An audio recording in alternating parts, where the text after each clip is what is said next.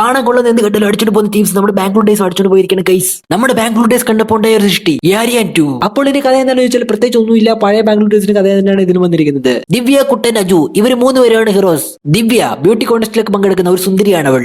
അവൾക്കാണെങ്കിൽ miss making കോൺടെസ്റ്റിന് first അടിക്കും. അവൾക്ക് കിരീടം കൊടുത്തിട്ട് നൈസായിട്ട് ഊക്കി വിടും. എന്നാൽ അവർ പറയുകയാണ് നിനക്ക് പിൻവാതിലൂടെയാണ് കിരീടം കിട്ടിയിരിക്കുന്നതെന്ന്. അതായത് ദിവ്യയുടെ മമ്മിക്ക് ഈ പരിപാടിയുടെ സ്പോൺസറായിട്ട് അവിഹിതമുണ്ട്. അതുകൊണ്ടാണ് ഇവൾക്ക് ഇത് കിട്ടിയെന്ന് പറഞ്ഞിട്ട് അവളെ അപമാനിച്ചു വിടും. ഇവൾക്ക് ഇതിലെല്ലാം അപമാനം കിട്ട വേറൊന്നും തന്നെ ഇല്ല. ഇതേ സമയം ഇതെല്ലാം കണ്ടോണ്ടിരിക്കുകയാണ് നമ്മുടെ ദാസേട്ടൻ. അങ്ങനെ ഇൻസിഡന്റ് എല്ലാം കണ്ടിട്ട് സെന്റിമെന്റ് അടിച്ചിരിക്കുകയാണ് നമ്മുടെ ദാസേട്ടൻ. അങ്ങനെ ദാസേട്ടൻ ദിവ്യനെ കല്യാണം കഴിക്കാൻ സമ്മതിക്കും. ഇനി അടുത്ത് നമ്മുടെ അജു ആണ്. അജുവിന്റെ ഇന്റർവ്യൂ എങ്ങനെയെന്ന് വെച്ച് കഴിഞ്ഞാല് മാസാണ്.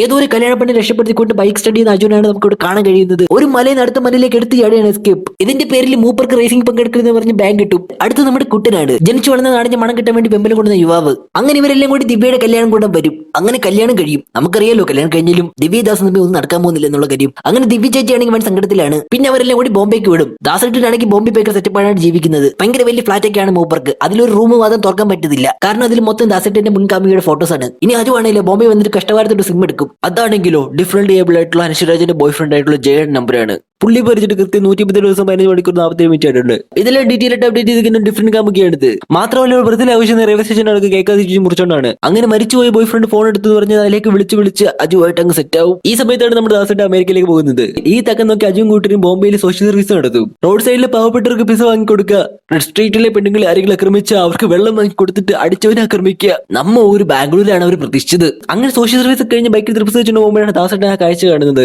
ദാസേട്ടനാണെങ്കിൽ ഇതൊക്കെ കണ്ടിട്ട് ചൊറിഞ്ഞു വരും. ദാസേട്ടനാണെങ്കിൽ അവളെ കാർ കെട്ടിട്ട് ഇങ്ങനെ പറയും, നീ എന്ത് വിട്ടിത്തം വേണമെങ്കിലും ചെയ്തോ, പക്ഷെ ബൈക്കിൽ മാത്രം യാത്ര ചെയ്യരുത്. അങ്ങനെ പറഞ്ഞ് അവളെ ഉപദേശിക്കും. അങ്ങനെ പടം മുന്നോട്ട് പോകുമ്പോഴാണ് കുട്ടനൊരു കുട്ടി സെറ്റ് ആവുന്നത്. അതേ കൈസ് അവൾ പ്രേമം അഭിനയിച്ച് കുട്ടനെ പറ്റിക്കുകയാണ്. ബാംഗ്ലൂർ ഡേയ്സിൽ അത് ഡീറ്റെയിൽ ആയിട്ട് കാണിക്കുന്നില്ലെങ്കിലും ഇതിൽ ഫുൾ ഡീറ്റെയിൽ ആയിട്ടാണ് കാണിക്കുന്നത്. ഇതേ സമയം ദിവ്യ അടച്ചിട്ട് മുറി വന്നിട്ട് എല്ലാം കണ്ടു. ദാസേട്ടന്റെ പണ്ടത്തെ ചുറുചുറുപ്പൊക്കെ കണ്ടിട്ട് ഡെസ്പായി ഇരിക്കുകയാണ്. ഇതേ സമയം തന്നെ അന്വേഷണ അജുവിന്റെ റൂമിൽ ദാസേട്ടന്റെ ഫോട്ടോ കണ്ടിട്ട് പറയുകയാണ് നമ്മുടെ പഴയ ബോംബ് ഉറപ്പിച്ചിട്ടുണ്ട് ദാസേട്ടനാണിത്.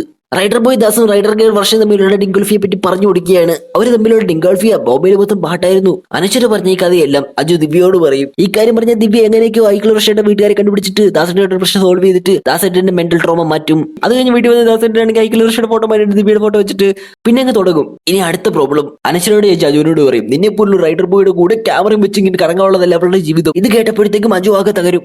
വളരെ യാദൃശ്ചികമായിട്ട് കുട്ടേറ്റിന്റെ ഓഫീസിൽ അടുത്തിരിക്കുന്ന ആളുടെ ചേട്ടൻ അനിയൻ ഓൾ ഇന്ത്യ റൈഡേഴ്സ് അസോസിയേഷൻ തലപ്പത്ത് തന്നത്. അയാളെ കൈ ഇങ്ങനെ പിടിച്ചിട്ട് കുട്ടൻ അജുവിന് ബാഡ് പറ്റി കൊടുക്കും. ഇനി റേസിൽ പങ്കെടുത്ത് ജയിച്ചിട്ട് വേണം അനശ്വര ചേച്ചിയുടെ മുന്നിൽ പോയി ആളാവാൻ. അങ്ങനെ അജു റേസിലേക്ക് പോകുന്നു. ആദ്യത്തിലാപ്പ് തീരുന്നതിന് മുമ്പ് തന്നെ അജു കുളത്തിൽ പോയി വീഴും. അവിടെ നിന്ന് എങ്ങനെയൊക്കെ എഴുന്നേറ്റ് വീണ്ടും പോയപ്പോഴത്തേക്കും വീണ്ടും ചരലിൽ പോയി വീഴും.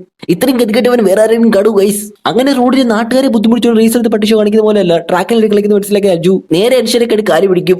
അവസാനം നമ്മുടെ കുട്ടിയായിട്ട് മലയാളികൾ നാടുകെടുത്ത് നമ്മുടെ ചേച്ചി കാണും. അങ്ങനെ കല്യാണം കഴിഞ്ഞു, എല്ലാവരും ഹാപ്പി, പണ്ടരടക്കം പടം കഴിഞ്ഞു. കൂട്ടുകാരെ കൽക്കി 2898 എന്ന് പറഞ്ഞ മൂവിയുടെ ഫുൾ മലയാളം എക്സ്പ്ലനേഷൻ വീഡിയോ നമ്മുടെ ചാനൽ ചെയ്തിട്ടുണ്ട്. ഇവിടെ ക്ലിക്ക് ചെയ്ത ഒരു വീഡിയോ കാണുക.